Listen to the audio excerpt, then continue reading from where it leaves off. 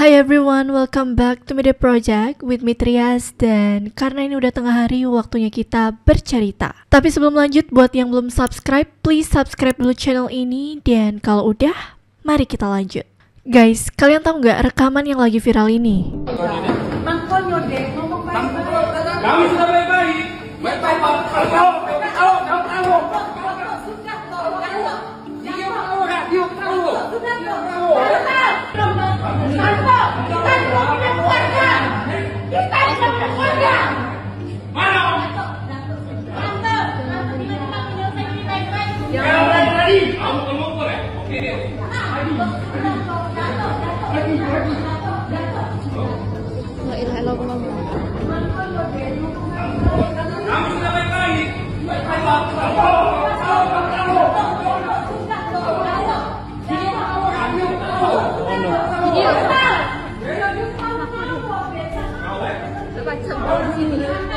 Lagi-lagi masalahnya itu hal yang sepele, tapi diperpanjang kayak gini. Jadi permasalahannya itu tentang penentuan jadwal jaga dokter koas. Tapi sebelum masuk ke inti permasalahan, aku mau ngasih tahu dulu tentang koas. Apa sih itu koas?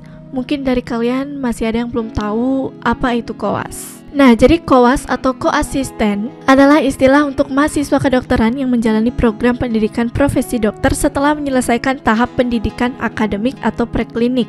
Nah, jadi koas ini kayak praktik langsung di rumah sakit gitu guys. Bisa dibilang kayak magang di rumah sakit itu. Atau bisa juga di fasilitas kesehatan lainnya untuk latihan sebelum menjadi dokter. Ya, kurang lebih koas seperti itu ya guys. Nah, sekarang kita bakal masuk ke inti permasalahannya. Kasus ini bener-bener rame banget di FYP TikTok aku pas liweran gitu guys. Jadi ceritanya tuh gini guys. Ada sekelompok mahasiswa kedokteran dari Universitas Sriwijaya. Mereka lagi koas di salah satu rumah sakit umum daerah yang ada di Palembang.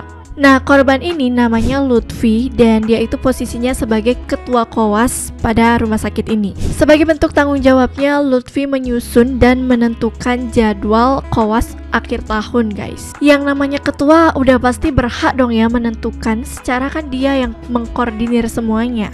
Nah, setelah Lutfi ini menentukan jadwal, akhirnya kelompoknya itu semua udah sepakat sama ketentuan yang dikasih Lutfi, tapi tidak dengan satu orang yang bernama Lady. Supaya nggak panjang urusannya, akhirnya Lutfi gantilah itu jadwal koasnya, tapi Lady ini tetap nggak setuju guys. Padahal dia ini udah dikasih shift jaga paling sedikit, masih tetap nggak mau. Apa sih maunya? Entahlah ya, apa yang dia mau dan rasakan sampai dia nolak tugas terus-terusan.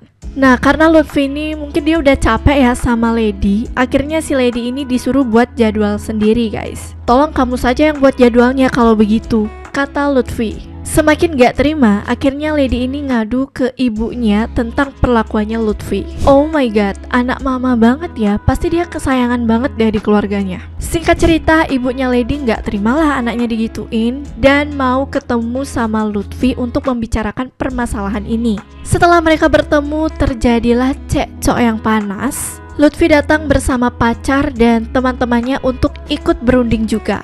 Tapi tak kunjung menemukan titik terang juga guys. Malah yang ada Lutfi ini dimaki sama ibunya Lady, terus bilang kalau jangan macem-macem sama Lady karena ayahnya Lady ini pejabat. Sementara Lutfi hanya anak kos perantauan. Wah, gila sih ini. Jadi diketahui ayahnya Lady ini kepala Balai Pelaksanaan Jalan Nasional di bawah Kementerian PU. Sementara ibunya Lady pemilik galeri batik tenun di Palembang. Ada pejabat lagi yang bikin ulah. Bisa nggak jangan angkuh mentang-mentang punya kekuasaan. Kesel banget sama orang yang sombong kayak gini guys. Oke, back to story. Tiba-tiba supir ibunya Lady yang menyaksikan kekisruhan itu dan diketahui dia ini masih punya hubungan keluarga sama Lady, memukul Lutfi dari belakang secara spontan sampai Lutfi itu luka-luka dan harus dirawat guys. Katanya motifnya itu karena supir ibunya Lady ini merasa kesal dengan Lutfi yang seolah-olah tidak menghiraukan perkataan ibunya Lady. Nah, terus part serunya nih guys, ketika pacarnya Lutfi ini mencoba melerai tapi nggak bisa-bisa, akhirnya pacarnya Lutfi ini menelpon ayahnya yang merupakan seorang polisi. Setelah banyak polisi yang datang ke tempat kejadian itu, ibunya Lady ini jadi panik dan playing victim guys. Dia berdalih seolah-olah dia itu dijebak guys. Emang gak make sense banget. Gimana konsepnya dijebak coba? Heran banget deh aku sama manusia-manusia kayak gini.